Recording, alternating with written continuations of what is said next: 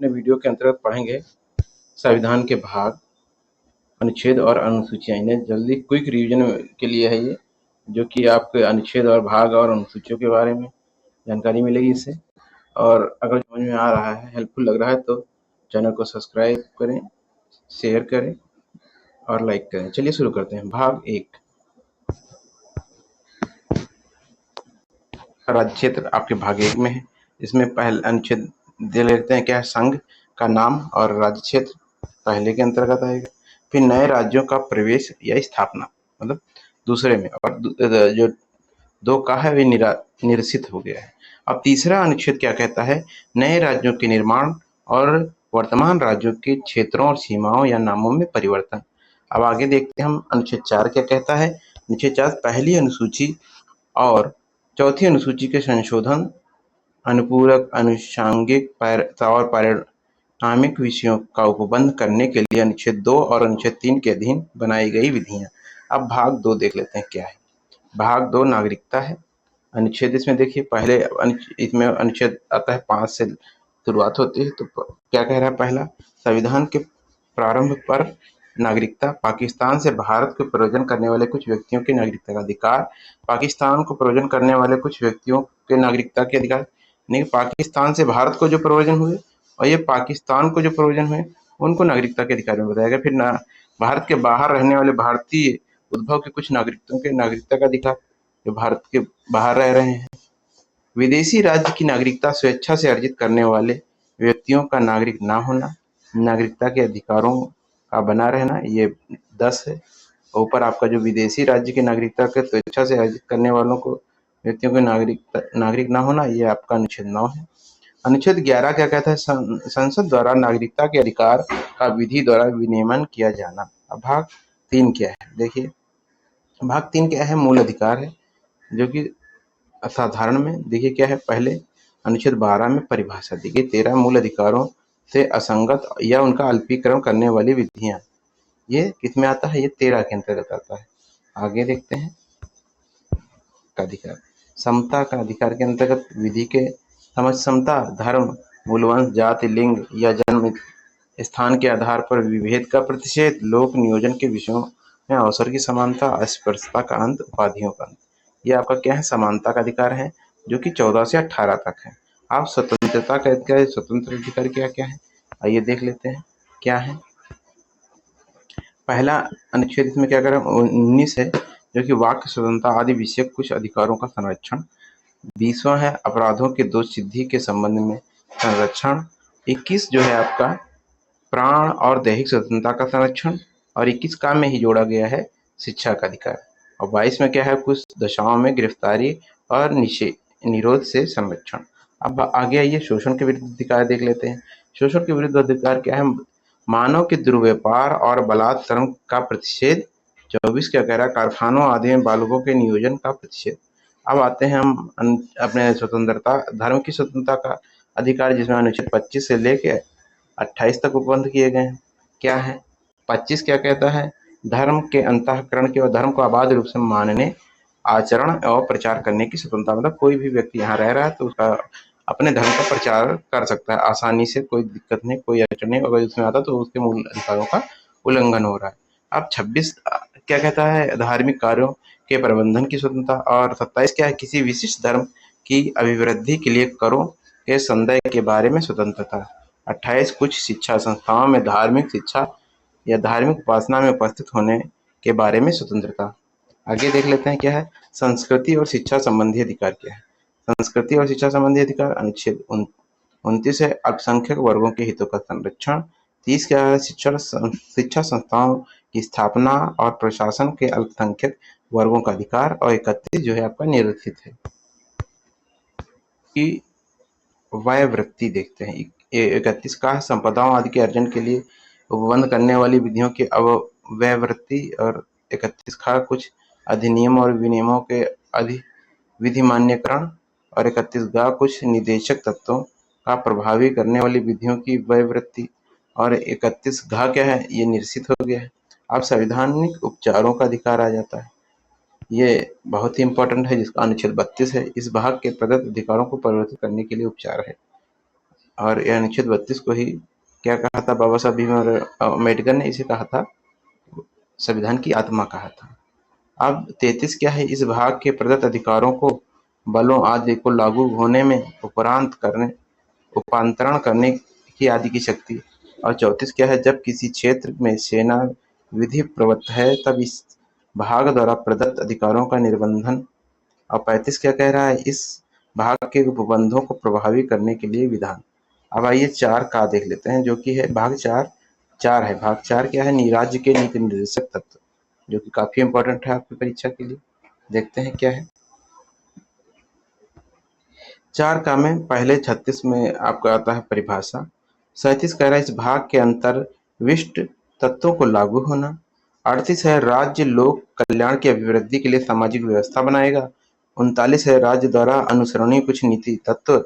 39 का समान न्याय और निःशुल्क विधिक सहायता। 40 ग्राम पंचायतों का संगठन।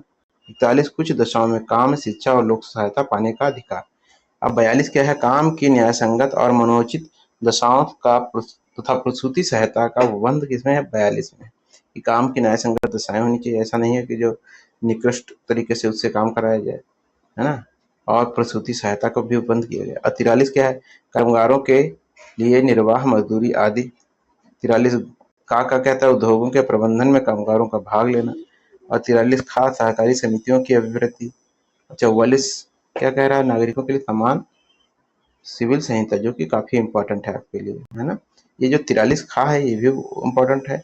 ये 43 और 44 काफी इंपॉर्टेंट हो जाते हैं, जिसमें 43 को फिर से देखिए, कर्मगारों जो हैं काम करने वाले लोग के लिए निर्वाह मजदूरी होना चाहिए, और मजदूरी, है ना, निर्वाह और मजदूरी।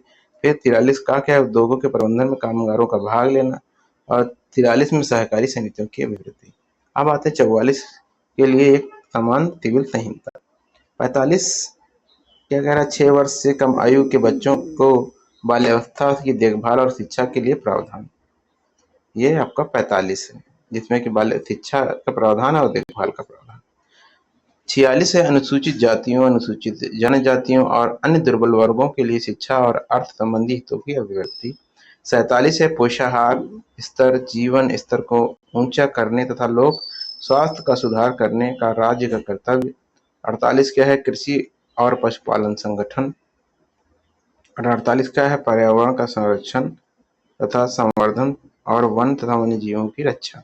ये 48 का है। 48 कह रहा है कृषि और पशुपालन, और 48 क्या है, पर्यावरण का संरक्षण करना और संवर्धन और वन और वन्य जीवों की रक्षा। जो आपका 49 है, ये क्या कह रहा है, राष्ट्रीय महत्व के स्मारकों, स्थानों और वस्तुओं का संरक्षण। 50 है, कार्यपालिका से न्यायपालिका का पृथक्करण। और 51 है, अंतर्राष्ट्रीय शांति और सुरक्षा की अभिवृद्धि। भाग 4 का मूल कर्तव्य। अब देखिए अनुच्छेद 51 का मूल कर्तव्य क्या है। भाग 5 संघ, जो कि इसमें क्या आएगा, अध्याय 1 कार्यपालिका, राष्ट्रपति और उपराष्ट्रपति। अब अनुच्छेद 52 पे जाइए, भारत का एक राष्ट्रपति होगा। 53 कह रहा है, संघ की कार्यपालिका की शक्ति। और 54 राष्ट्रपति का निर्वाचन। 55 राष्ट्रपति के निर्वाचन की रीति। 56 राष्ट्रपति की पदावधि। 57 पुनर्निर्वाचन के लिए पात्रता। 58 कह रहा है, राष्ट्रपति निर्वाचित होने की अर्हताएं। और 59 आपका है, राष्ट्रपति के पद के लिए शर्तें। और 60 है, राष्ट्रपति के शपथ या प्रतिज्ञान। 61 है, राष्ट्रपति पर महाभियोग चलाने की प्रक्रिया। 62 है, राष्ट्रपति के पद में रिक्त को भरने के लिए निर्वाचन करने का समय और आकस्मिक रिक्ति को भरने के लिए निर्वाचित व्यक्ति की पदावधि। 43 क्या है, भारत का उपराष्ट्रपति, सॉरी 63 है ये। 63 क्या है, भारत का उपराष्ट्रपति। हम कहाँ से देखते हैं कि देखिए, यहाँ से हमने 52 से पढ़ा राष्ट्रपति के बारे में, और 63 से पढ़ेंगे हम उपराष्ट्रपति। और उपराष्ट्रपति फिर आता है उपराष्ट्रपति का राज्यसभा का प्रधान सभापति होना। 65 है, राष्ट्रपति के पद में आकस्मिक रिक्तियों के दौरान या उसकी अनुपस्थिति में उपराष्ट्रपति का राष्ट्रपति के रूप में कार्य करना या उसके कृत्यों का निर्वहन। 66 है, उपराष्ट्रपति का निर्वाचन। 67 है, उपराष्ट्रपति की पदावधि। 68 है, उपराष्ट्रपति के पद में रिक्त को भरने के लिए निर्वाचन करने का समय, आकस्मिक रिक्त को भरने के लिए निर्वाचित व्यक्ति की पदावधि। और 59 69 क्या है, उपराष्ट्रपति द्वारा शपथ या प्रतिज्ञान। और 70 क्या है, अन्य आकस्मिकताओं में राष्ट्रपति के कृत्यों का निर्वहन। और 71 क्या कह रहा है, जो 70 है, अन्य आकस्मिकताओं में राष्ट्रपति के कृत्यों का निर्वहन। और 69 राष्ट्रपति के द्वारा शपथ प्रतिज्ञान। और ये आपका क्या है, 71 ये राष्ट्रपति उपराष्ट्रपति के निर्वाचन से संबंधित या संसक्त विषय। 72 है क्षमा आदि की कुछ मामलों में दंडादेश के निलंबन, परिहार या लघुकरण की राष्ट्रपति की शक्ति। अब 73 क्या कह रहा है, संघ की कार्यपालिका की शक्ति का विस्तार। देखिए आगे क्या है, मंत्रिपरिषद, जो कि इसमें देखते हैं आर्टिकल 74 क्या है, राष्ट्रपति की सहायता और सलाह देने के लिए मंत्रिपरिषद। और आर्टिकल क्या है, मंत्रियों के बारे में अन्य उपबंध। और ये भारत का महान्यायवादी आर्टिकल 76, भारत का महान्यायवादी। सरकार का संचालन, देखिए अनुच्छेद 77 जो है भारत सरकार के कार्य का संचालन के बारे में बताता है। फिर 78 में क्या है, राष्ट्रपति को जानकारी देने आदि के संबंध में प्रधानमंत्री के कर्तव्य। अब संसद देख लेते हैं, अध्याय 2 है ये, संसद साधारण। देखिए अनुच्छेद देखिए क्या है, अनुच्छेद 79 संसद का गठन, 80 में राज्यसभा का संरचना, 81 में लोकसभा की संरचना, और 82 है प्रत्येक जनगणना के पश्चात पुनः समायोजन, 83 संसद के दोनों सदनों की अवधि, और 84 संसद के सदस्यों के लिए अर्हता, आर्टिकल 85 संसद के सत्र, 17 अवसान और विघटन, और अनुच्छेद 86 संसद में अभिभाषण का और उसके संदेश भेजने का राष्ट्रपति का अधिकार, 87 क्या है, राष्ट्रपति का विशेष अभिभाषण, 88 संसद के बारे में मंत्रियों और महान्यायवादी का अधिकार।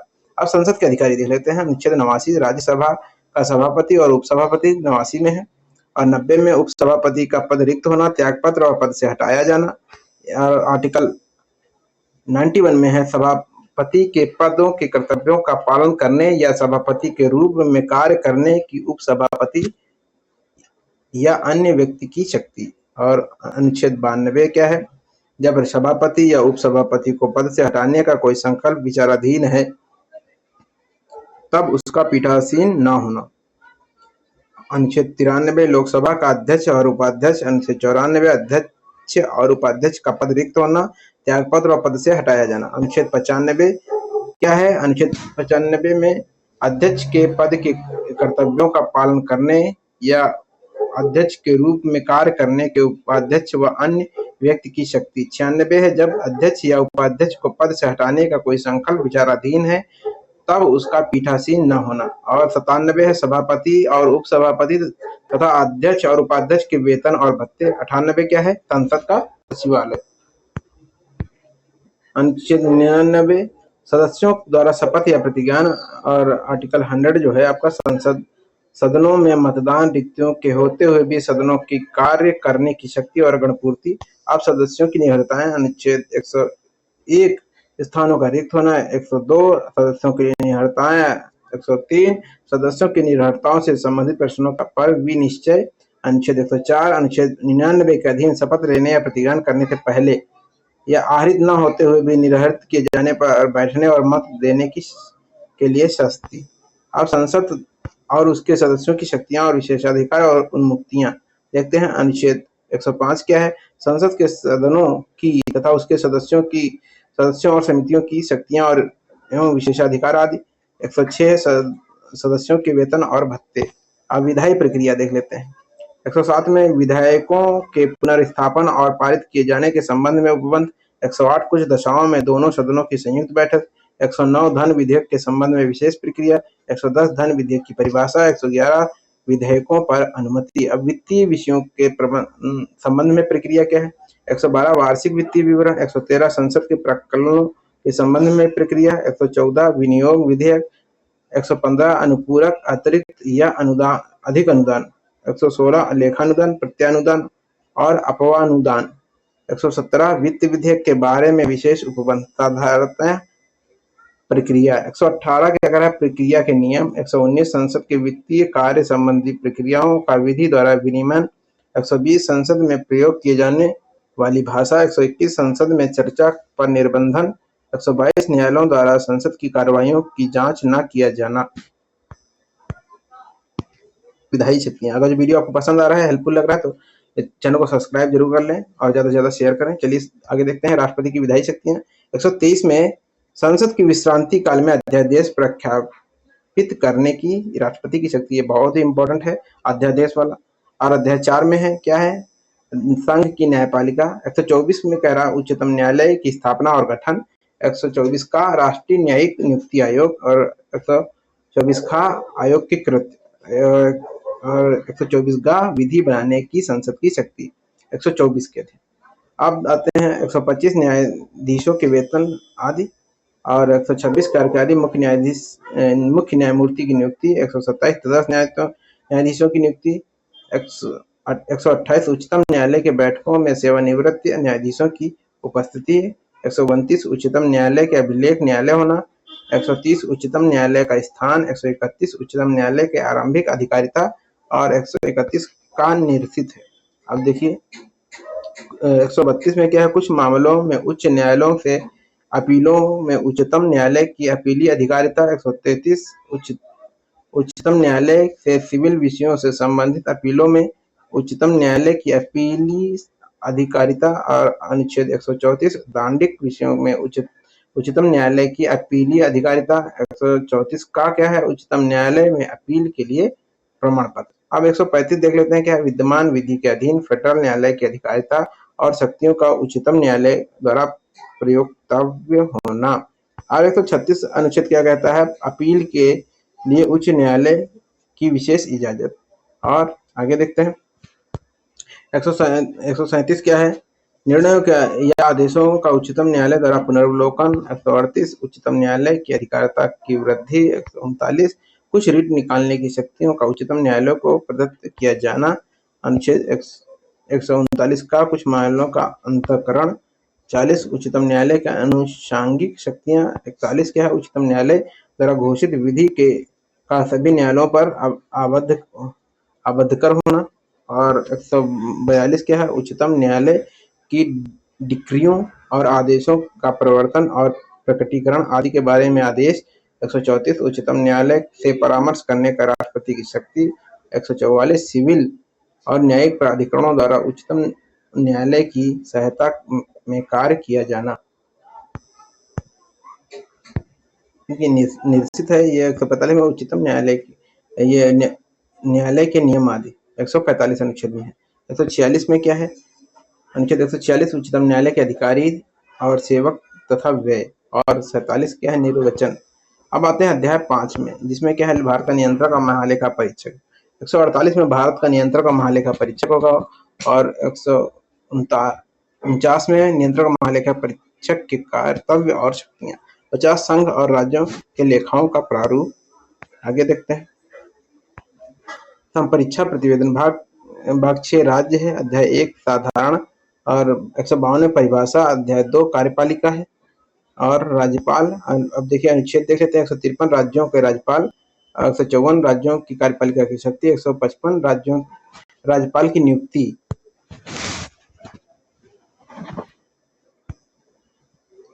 आगे देखते हैं क्या है, 56 में राज्यपालों की पदावधि। 57 राज्यपाल की नियुक्ति होने के लिए अर्हताएं। 158 राज्यपाल के पद के लिए शर्तें। 159 में राज्यपाल द्वारा शपथ या प्रतिज्ञान। 60 में कुछ आकस्मिकताओं में राज्यपाल के कृत्यों का निर्वहन। और 161 में क्षमा आदि की और कुछ विषयों में दंडादेश के निलंबन, परिहार और लघुकरण की राज्यपाल की शक्ति।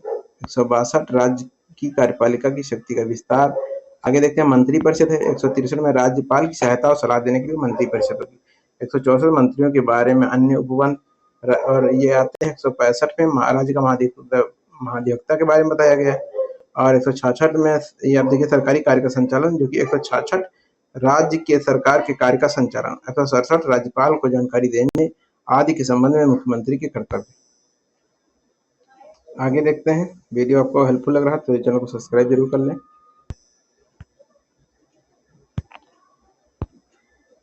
साधारण देखिए अनुच्छेद 168 राज्यों के विधानमंडल का गठन।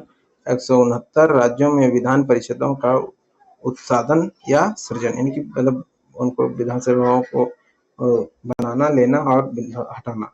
70 क्या कह रहा है, विधानसभाओं जो विधान परिषद को हटाना होता है और बनाना होता है 69 के अधीन, 169 के अधीन।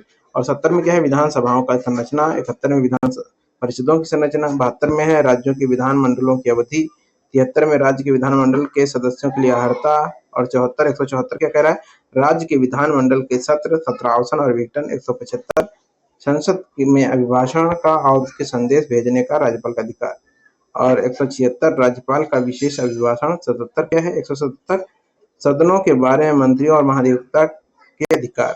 राज्य के विधानमंडल के अधिकारी देखते हैं कौन क्या है, 178 विधानसभा का अध्यक्ष और उपाध्यक्ष, 179 क्या है, अध्यक्ष और उपाध्यक्ष के पद रिक्त होने, त्यागपत्र और पद से हटाया जाना, ये क्या है, 179 में है। 80 में क्या है, 180 में अध्यक्ष को पद से कर्तव्यों का पालन करने और अध्यक्ष के रूप में कार्य करने की उपाध्यक्ष या अन्य व्यक्ति की शक्ति। 81 क्या कह रहा है, जब अध्यक्ष या उपाध्यक्ष को पद से हटाने का कोई संकल्प विचाराधीन है तब उसका पीठासीन न होना। और 182 विधान परिषद का सभापति और उपसभापति, 183 सभापति और उपसभापति का पद रिक्त होना, त्यागपत्र और पद से हटाया जाना। 184 क्या है, सभापति के पद के कर्तव्यों का पालन करने या सभापति के रूप में कार्य करने की उपसभापति या अन्य व्यक्तियों की शक्ति। 186 जब सभापति या उपसभापति को पद से हटाने का कोई संकल्प विचाराधीन है तब उसका पीठासीन न होना। 186 है, अध्यक्ष और उपाध्यक्ष तथा सभापति और उपसभापति का वेतन और भत्ते। 87 क्या कह रहा है, राज्य के विधानमंडल का सचिवालय। अब देखिए कार्य संचालन 188 में सदस्यों द्वारा शपथ या प्रतिज्ञान। 189 में क्या है, सदनों में मतदान रिक्तियों के होते हुए भी सदनों के कार्य करने की शक्ति और गणपूर्ति। सदस्यों की निर्भरताएं देखिए, 190 में स्थानों का रिक्त होना, 191 में सदस्यों के लिए निर्भरताएं।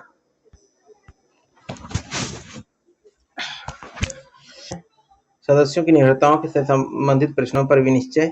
193 अनुच्छेद 188 के अधीन शपथ लेने या प्रतिज्ञान करने से पहले आहरित न होने पर विनिर्हित किए जाने पर बैठने और मत देने के लिए शास्ति। अब राज्य के विधानमंडलों और उनके सदस्यों की शक्तियां और विशेषाधिकार और अनुमतियां देख लेते हैं।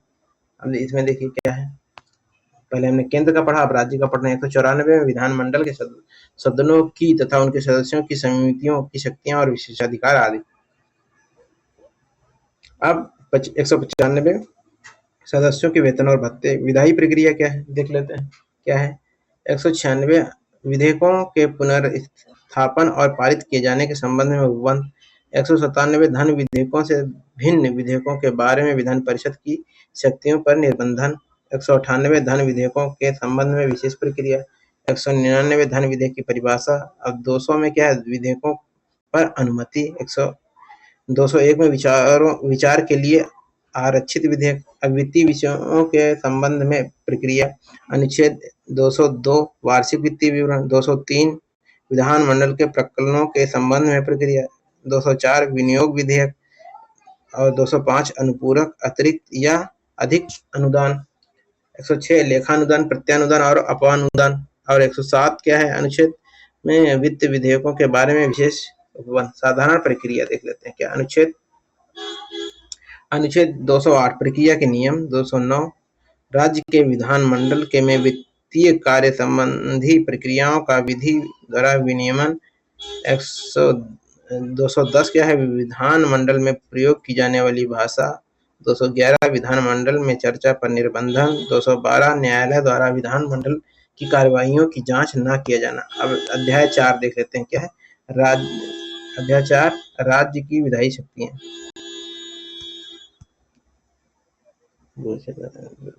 213 विधानमंडल के विश्रांति काल में अध्यादेश प्रख्यापित करने की राज्यपाल की शक्ति। 213 में के लिए उच्च न्यायालय। 214 क्या कह रहा है, राज्यों के लिए उच्च न्यायालय होगा। 215 उच्च न्यायालय में अभिलेख न्यायालय होना। 216 उच्च न्यायालयों का गठन। 217 उच्च न्यायालय के न्यायाधीशों की नियुक्ति और उसके पद की शर्तें। अब देखिए दो आर्टिकल जो है 218 क्या कहता है, उच्चतम न्यायालय से संबंधित कुछ उपबंधों का उच्च न्यायालय को लागू होना। अब अनुच्छेद 219 क्या कह रहा है, उच्च न्यायालय के न्यायाधीशों द्वारा शपथ या प्रतिज्ञान। 220 स्थायी न्यायाधीश रहने के पश्चात विधि व्यवसाय पर निर्बंधन। 221 न्यायाधीशों के वेतन आदि। 222 क्या कह रहा है, किसी न्यायाधीश का एक उच्च न्यायालय से दूसरे उच्च न्यायालय में अंतरण। अब 223 क्या कह रहा है, कार्यकारी मुख्य न्यायाधीश की नियुक्ति। अनुच्छेद 224 है अपर और कार्यकारी न्यायाधीशों की नियुक्ति। 224 का उच्च न्यायालय में बैठकों में सेवानिवृत्त न्यायाधीशों की नियुक्ति। 225 विद्यमान उच्च न्यायालय की अधिकारिता। 226 कुछ रिट न्यायपालिका की उच्च न्यायालय की शक्ति। 226 का कह रहा है निरहित है। अब देखिए 227 सभी न्यायालयों के अधीक्षण की उच्च न्यायालय की शक्ति। आगे देखते हैं कुछ 228 क्या है, कुछ मामलों का उच्च न्यायालय में को अंतरण। अब 228 का निश्चित है। अब देखिए आगे 229 उच्च न्यायालयों के अधिकारियों और सेवक तथा व्यय। अनुच्छेद 230 उच्च न्यायालय की अधिकारिता का संघ राज्य क्षेत्रों पर विस्तार। अनुच्छेद 231 दो या अधिक राज्यों के लिए एक ही उच्च न्यायालय की स्थापना। और 232 जो है निरसित है। आगे देखिए आपका अध्यक्षता है अधीनस्थ न्यायालय। और अनुच्छेद देख लेते हैं इसमें क्या है। 223 अनुच्छेद क्या कहता है, जिला न्यायाधीशों की नियुक्ति। 233 जिला न्यायाधीशों की नियुक्ति। 233 का कुछ जिला न्यायाधीशों की नियुक्तियों का और उनके द्वारा किए गए निर्णयों आदि का विधि मान्यकरण। 234 अनुच्छेद क्या है, न्यायिक सेवा में जिला न्यायाधीशों से भिन्न व्यक्तियों की भर्ती। 235 अधीनस्थ न्यायालयों पर नियंत्रण। 236 निर्वचन। 237 कुछ वर्गों या वर्गों के मजिस्ट्रेटों पर इस अध्याय के उपबंध का लागू होना। आगे देख लेते हैं क्या, आगे देखते हैं सूची के भाग खाक के राज्य। अनुच्छेद 238 निरसित है। अब भाग 8 क्या है, संघ राज्य क्षेत्र। अनुच्छेद देख लेते हैं क्या। 239 क्या कह रहा है, संघ राज्य क्षेत्रों का प्रशासन। 239 का कुछ संघ राज्य क्षेत्रों के लिए स्थानीय विधानमंडल या मंत्रिपरिषद या दोनों का सृजन। 239 का दिल्ली के संबंध में विशेष उपबंध। 239 का संवैधानिक तंत्र के विफल हो जाने की दशा में उपबंध। 239 का विधानमंडल में विश्रांति काल में अध्यादेश प्रख्यापित करने के प्रशासक की शक्ति। 240 कुछ संघ राज्य क्षेत्रों के लिए विनिमय बनाने की राष्ट्रपति की शक्ति। आगे देखते हैं 241 संघ राज्य क्षेत्रों के लिए उच्च न्यायालय। 242 निरसित है। अब भाग 9 देख लेते हैं क्या है, पंचायत। अनुच्छेद देखिए 243 परिभाषाएं। 243 का ग्राम सभा। 243 का पंचायतों का गठन। अनुच्छेद 243 गा पंचायतों की संरचना। अनुच्छेद 243 घा स्थानों का आरक्षण देखते हैं। और 243 अंगा में पंचायतों की अवधि आदि। 243 चा में सदस्यों की निर्णयताएं। 243 छा पंचायतों की शक्तियां प्राधिकार उत्तरदायित्व। 243 जा पंचायतों द्वारा अधिरोपित करने की शक्तियां और उनकी निधियां। अनुच्छेद 243 झा वित्तीय स्थिति का पुनर्लोकन के लिए वित्त आयोग का गठन। अनुच्छेद 243 ञा पंचायतों के लेखाओं की संपरीक्षा। अनुच्छेद 243 टा पंचायतों के लिए निर्वाचन। 243 ठा संघ राज्य क्षेत्रों को लागू होना। अनुच्छेद 243 डा इस भाग का कतिपय क्षेत्रों को लागू न होना। अनुच्छेद 243 अड़ा ये विद्यमान विधियों और पंचायतों का बना रहना। और अड़ा क्या कह रहा है 243 निर्वाचन संबंधी मामलों में न्यायालयों का हस्तक्षेप का वर्जन। अब हम अगले वीडियो में इसी का ही भाग 9 और नगर पालिका और इससे संबंधित अनुच्छेद है वो पढ़ेंगे। तब तक के लिए हमारे चैनल से जुड़े रहिए। नेक्स्ट वीडियो ऐसे ही पाने के लिए धन्यवाद। भाग 9 का नगर पालिकाएं। और इसमें जो है पहले देखिए क्या है, 243 ता परिभाषाएं। 243 था नगर पालिकाओं का गठन। 243 दा पालिकाओं की संरचना। और 243 धा वार्ड समितियों आदि का गठन और संरचना। 243 ना स्थानों का आरक्षण। 243 पा नगर पालिकाओं की अवधि आदि। आगे देखते हैं क्या है, 243 फा सदस्यों के लिए निर्हरताएं। 243 बा नगर पालिकाओं आदि की शक्तियां प्राधिकार और उत्तरदायित्व। 243 भा नगर पालिकाओं द्वारा अधिरोपित करने की शक्ति और उनकी निधियां। 243 मा वित्त आयोग। 243 या नगर पालिकाओं के लेखाओं की संपरीक्षा। 243 या का नगर पालिकाओं के लिए निर्वाचन। 243 या खा संघ राज्य क्षेत्रों को लागू होना। 243 यागा कतिपय क्षेत्रों को इस भाग का लागू ना होना। आगे देखते हैं 243 यागा जिला योजना के लिए समिति। 243 याड़ा महानगर योजना के लिए समिति। 243 याचा विद्यमान विधियों और नगरपालिकाओं का बना रहना। 243 याझा निर्वाचन संबंधी मामलों में न्यायालय के हस्तक्षेप का वर्जन। आगे देखते हैं 200 ये भाग 9 खा देखते हैं क्या है। भाग 9 फिर 9 का फिर 9 खा। और 9 खा में क्या है, सहकारी समितियां। ये 243 याझा परिभाषाएं हैं। ये 243 याझा में सहकारी समितियों के निगमन। 243 या बोर्ड के सदस्यों और उसके पदाधिकारियों की संख्या और पदावधि। 243 याटा बोर्ड के सदस्यों का निर्वाचन। 243 याडा बोर्ड के का दमन और निलंबन और अंतिम प्रबंधन। 243 याडा सहकारी समितियों के लेखा परीक्षण। 243 याडा सामान्य सभा की बैठक आयोजित करना। आगे देखते हैं 243 याजा सदस्यों की सूचना प्राप्त करने का अधिकार। 243 याता विवरणी। 243 याथा अपराध और सस्तियां। 243 यादा बहुराज्यीय सहकारी समितियों को लागू होना। 243 यादा संघ राज्य क्षेत्रों का लागू होना। 243 याना विद्यमान विधि का जारी होना। देखिए भाग 10 क्या है, अनुसूचित और जनजाति क्षेत्र। अनुच्छेद देख लेते हैं 244 क्या है, अनुसूचित क्षेत्र और जनजातियों का प्रशासन। 243 का असम के कुछ जनजाति क्षेत्रों को समाविष्ट करने वाला एक स्वशासी राज्य बनाना और उसके लिए एक स्थानीय विधानमंडल या मंत्री परिषद का या दोनों का सृजन। अब भाग 11 देख लेते हैं क्या है, संघ और राज्यों के बीच संबंध। अध्याय 1 में देखते हैं विधायी संबंध, विधायी शक्तियों का विवरण। अनुच्छेद 245 क्या कहता है, संसद द्वारा और राज्यों के विधान मंडलों द्वारा बनाई गई विधियों का विस्तार। 246 संसद द्वारा तथा राज्य के विधान मंडलों द्वारा बनाई गई विधियों की विषय वस्तु। 246 का क्या कह रहा है, माल और सेवा कर के संबंध में विशेष उपबंध। 247 है कुछ अतिरिक्त न्यायालयों की स्थापना का उपबंध करने की संसद की शक्ति। और 248 अवशिष्ट विधायी शक्तियां। 249 राज्य की सूची के विषय में के संबंध में राष्ट्रीय हित में विधि बनाने की संसद की शक्ति। 250 में यदि आपात की उद्घोषणा परिवर्तन में हो तो राज्य सूची में विषय के संबंध में विधि बनाने की संसद की शक्ति। 251 क्या है, संसद द्वारा अनुच्छेद 249 तथा अनुच्छेद 250 के अधीन बनाई गई विधियों और राज्यों के विधान मंडलों द्वारा बनाई गई विधियों में असंगति। 252 क्या है, 2 या अधिक राज्यों के लिए उनकी सहमति से विधि बनाने की संसद की शक्ति और ऐसी विधि को अन्य राज्य द्वारा अंगीकार किया जाना। ये कौन सा अनुच्छेद में है, अनुच्छेद 252 में। अनुच्छेद 253 अंतर्राष्ट्रीय करारों को प्रभावी करने के लिए विधान। 254 क्या कह रहा है, संसद द्वारा बनाई गई विधियां और राज्यों के विधान मंडलों द्वारा बनाई गई विधियों में असंगति।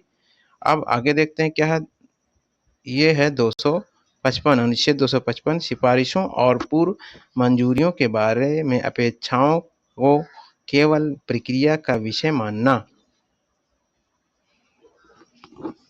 2 में हम प्रशासनिक संबंध देखेंगे। देखिए क्या है अनुच्छेद, देखिए अनुच्छेद 256 राज्यों की और संघ की बाध्यता। अनुच्छेद 257 कुछ दशाओं में राज्यों पर संघ का नियंत्रण और 257 का निरसित है।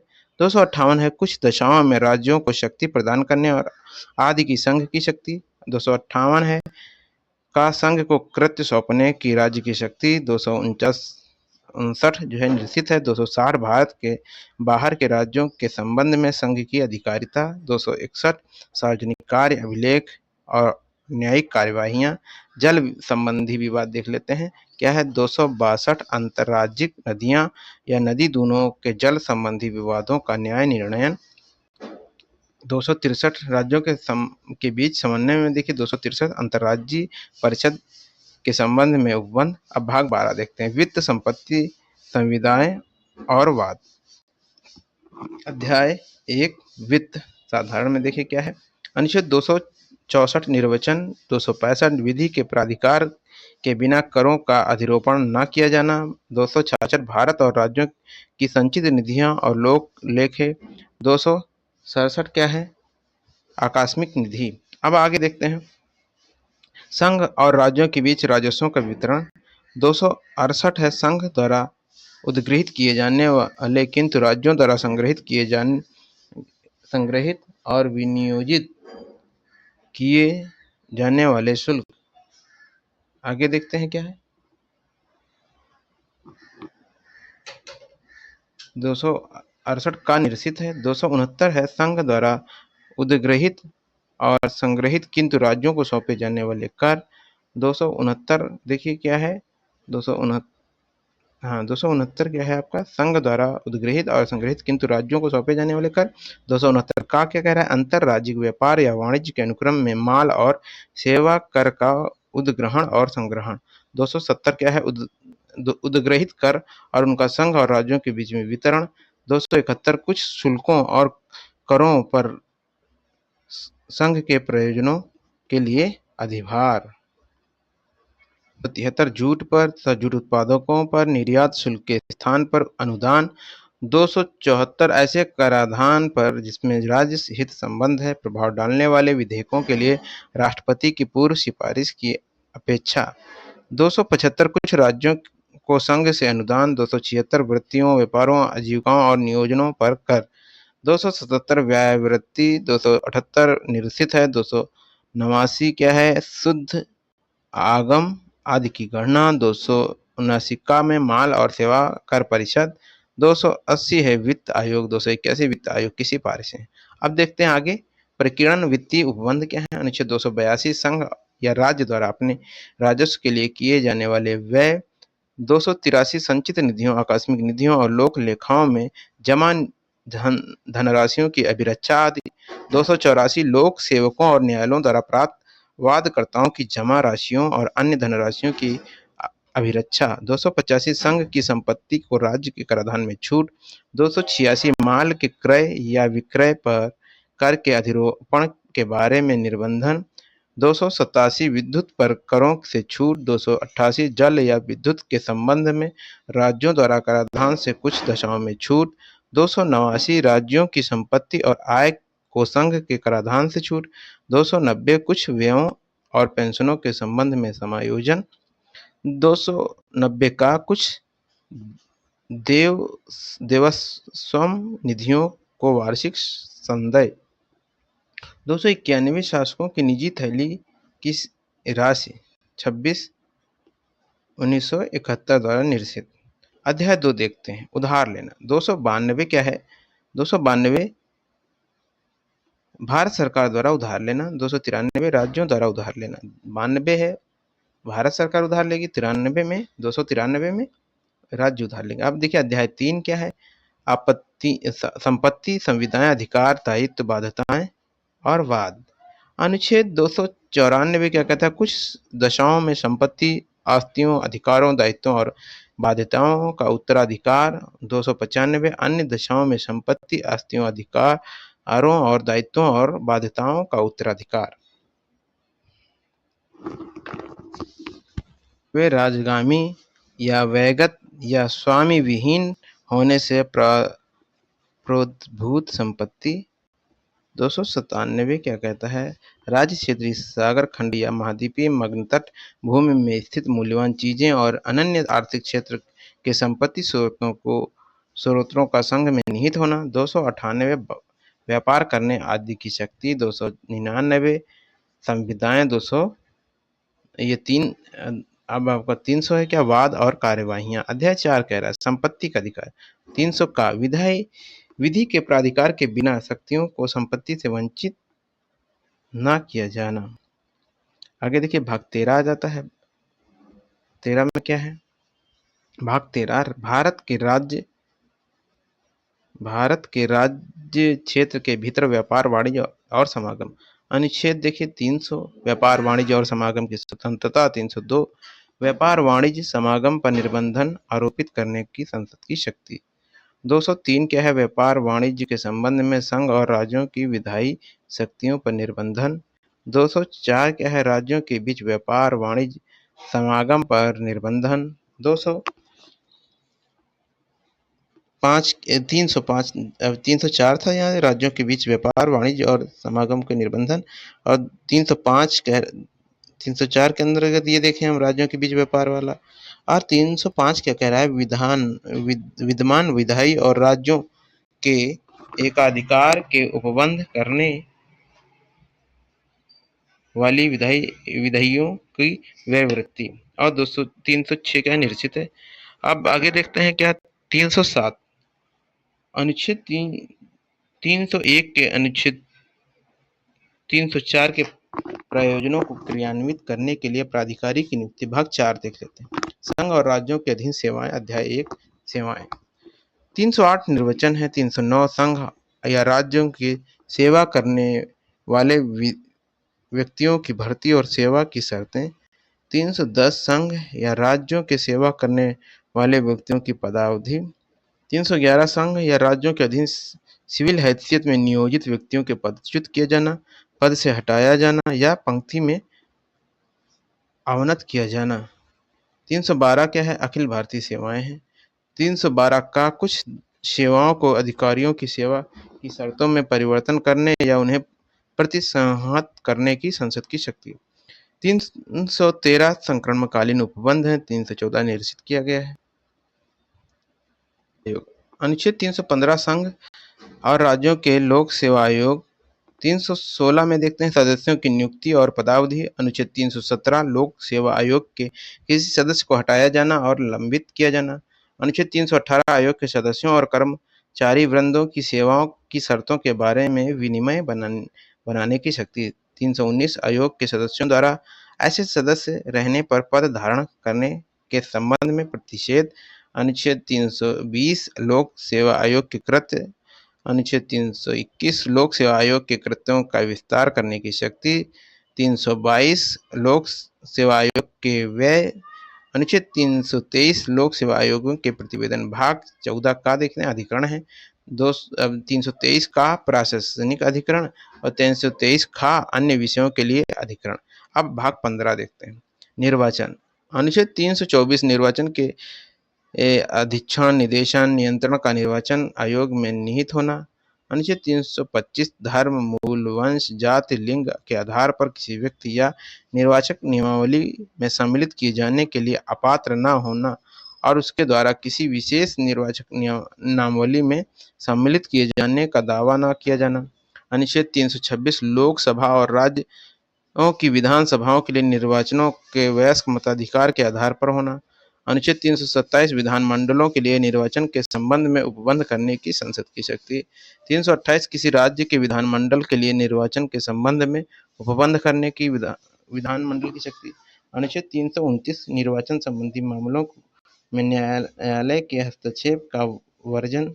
अनुच्छेद 329 का निरसित है। अब भाग 16 देखते हैं क्या है। अनुच्छेद 330 ये भाग 16 में है कुछ वर्गों के संबंध में विशेष उपबंध, और 323 है लोकसभा में अनुसूचित जातियों और अनुसूचित जनजातियों के लिए स्थानों का आरक्षण। अनुच्छेद 330 में आंग्ल भारतीय समुदायों को प्रतिनिधित्व जो कि हटा दिया गया है।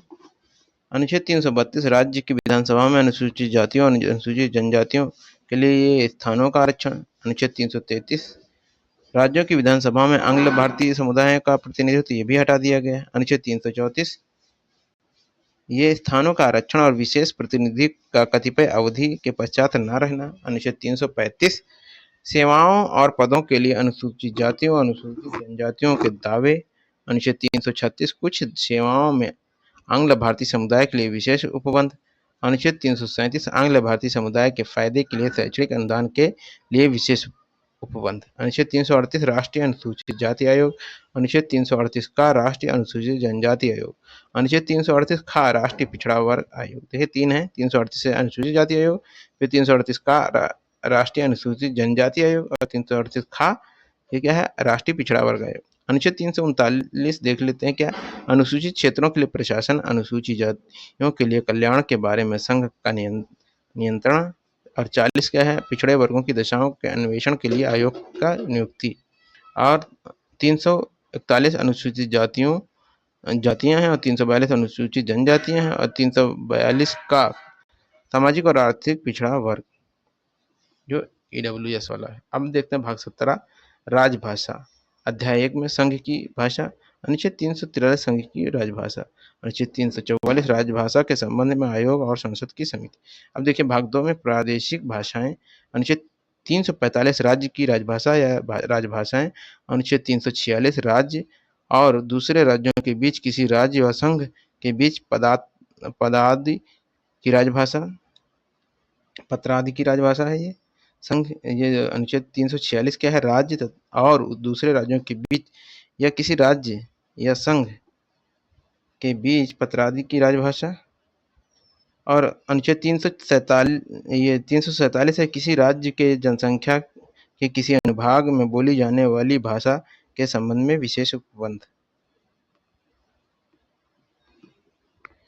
अब देखिए अध्याय 3 में उच्चतम न्यायालय, उच्च न्यायालयों आदि की भाषा, अनुच्छेद 348 उच्चतम न्यायालय और उच्च न्यायालयों में और अधिनियमों में विधेयकों आदि के लिए प्रयोग की जाने वाली भाषा, अनुच्छेद 349 भाषा से संबंधित कुछ विधियां अधिनियमित करने के लिए विशेष प्रक्रिया। अध्याय 4 देखिए विशेष निर्देश, अनुच्छेद 350 व्यथा के लिए निवारण के लिए अभ्यावेदन में प्रयोग किए जाने वाली भाषा, अनुच्छेद 350 का प्राथमिक स्तर पर मातृभाषा में शिक्षा की सुविधाएं, अनुच्छेद 350 का भाषाई अल्पसंख्यक वर्गों के लिए विशेष अधिकारी और 351 में हिंदी भाषा के विकास के लिए निर्देश दिए गए। अब भाग 18 देखते हैं, आपात उपबंध है इसमें। 352 आपात की उद्घोषणा, 353 आपात की उद्घोषणा का प्रभाव और 354 जब आपात की उद्घोषणा परिवर्तन में है तो राजस्व के वितरण संबंधी उपबंधों को लागू होना। 355 बाह्य आक्रमण और आंतरिक अशांति से राज्य की संरक्षणा करने के लिए संघ कर्तव्य। 356 में संवैधानिक तंत्र के विफल हो जाने की दशा में उपबंध। और 357 में है, अनुच्छेद 357 क्या कह रहा है, 356 के अधीन की गई उद्घोषणा के अधीन विधायी शक्तियों का प्रयोग। 358 आपात के दौरान अनुच्छेद 19 के उपबंधों का निलंबन हो जाता है। अनुच्छेद 59 में क्या है, आपात के दौरान भाग 3 द्वारा प्रदत्त अधिकारों के परिवर्तन का निलंबन। 359 जो है ये निश्चित है। 60 में है वित्तीय आपात के बारे में उपबंध। अब आते हैं भाग 19 जो कि प्रकीर्णन है। 361 राष्ट्रपति और राज्यपाल के राज्य प्रमुखों का संरक्षण।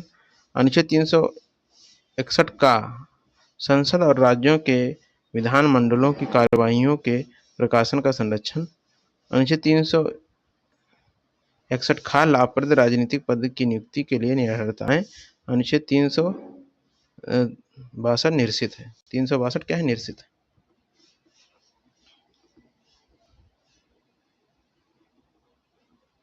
क्या है, कुछ संधियां, करार आदि से उत्पन्न विवादों में न्यायालय के हस्तक्षेप का वर्जन। अनुच्छेद 363 का में देशी राज्यों के शासकों द्वारा दी गई मान्यताओं की समाप्ति और निजी थैलियों का अंत। 364 महापत्तनों और विमान क्षेत्रों के बारे में विशेष उपबंध। 365 संघ द्वारा किए गए निर्देशों का अनुपालन करने में या उनको प्रभावी करने में असफलता का प्रभाव। और 366 परिभाषाएं। 367 निर्वचन। अब भाग 20 देख लेते हैं, संविधान संशोधन। 368 संविधान में संशोधन करने की संसद की शक्ति और उसके लिए प्रक्रिया। भाग 21 देखते हैं, अस्थायी संक्रमणकालीन और विशेष उपबंध। 369 राज्य सूची के कुछ विषयों के संबंध में विधि बनाने की संसद की। इस प्रकार की अस्थायी शक्तियों को मानो वे समवर्ती सूची के विषय हों। 370 जम्मू कश्मीर के संबंध में अस्थायी उपबंध। 371 महाराष्ट्र गुजरात राज्यों के संबंध में विशेष उपबंध। 371 का नागालैंड राज्य के संबंध में विशेष उपबंध। 371 का असम राज्य के संबंध में विशेष उपबंध। 371 का मणिपुर राज्य के संबंध में विशेष उपबंध। अनुच्छेद 371 घ आंध्र प्रदेश राज्य या तेलंगाना राज्य के संबंध में विशेष उपबंध। 371 अंगा में आंध्र प्रदेश के केंद्रीय विश्वविद्यालय की स्थापना। अनुच्छेद 371 चा में सिक्किम राज्य के संबंध में विशेष उपबंध। अनुच्छेद 371 छा में मिजोरम राज्य के संबंध में विशेष उपबंध। आगे देख लेते हैं हम अरुणाचल प्रदेश राज्य के संबंध में विशेष उपबंध। और अनुच्छेद 371 झा में गोवा राज्य के संबंध में विशेष उपबंध। अनुच्छेद 371 इया में कर्नाटक राज्य के संबंध में विशेष उपबंध। अब 372 में देख लेते हैं विद्यमान विधियों के प्रवर्तन बने रहने और उनका अनुकूलन। 372 का विधियों का अनुकूलन करने की राष्ट्रपति की शक्ति। अनुच्छेद 373 निवारक निरोध को रखे गए व्यक्तियों के संबंध में कुछ दशाओं में आदेश करने की राष्ट्रपति की शक्ति। अनुच्छेद 374 फेडरल न्यायालय के न्यायाधीश और फेडरल न्यायालय में या परिषद हिज मजिस्ट्री के समक्ष लंबित कार्रवाइयों के बारे में उपबंध। 375 के संविधान के उपबंध के अधीन रहते हुए न्यायालय प्राधिकारियों और अधिकारियों के कृत्य करते रहना। 377 क्या है? 376 में क्या है? उच्च न्यायालय के न्यायाधीशों के बारे में उपबंध। 377 भारत के नियंत्रक महालेखा परीक्षक के बारे में उपबंध। 378 लोक सेवा आयोग के बारे में उपबंध। 378 का आंध्र प्रदेश विधानसभा की अवधि के बारे में विशेष उपबंध। 389 और 391 निश्चित। 392 कठिनाइयों के दूर करने की राष्ट्रपति की शक्ति। भाग 22 संक्षिप्त नाम। प्रारंभ हिंदी में प्राधिकृत पाठ। 58 1987 अंतः स्थापित। 1987 अंतः स्थापित। ये देखिए अनुच्छेद 393 संक्षिप्त नाम। 394 प्रारंभ। 394 का हिंदी भाषा में प्राधिकृत पाठ। 58/1987 अंतः स्थापित। और जो 395 है निरसन में। ये आपका जो है प्रमुख अनुच्छेद आपके कंप्लीट होते हैं। बार सरसरी नज़र से प्रमुख अनुसूचियों को और संविधान संशोधन को देखेंगे। हमारे वीडियो से बने रहने के चैनल को सब्सक्राइब जरूर कर लें ऐसे वीडियो पाने के लिए। Thank you.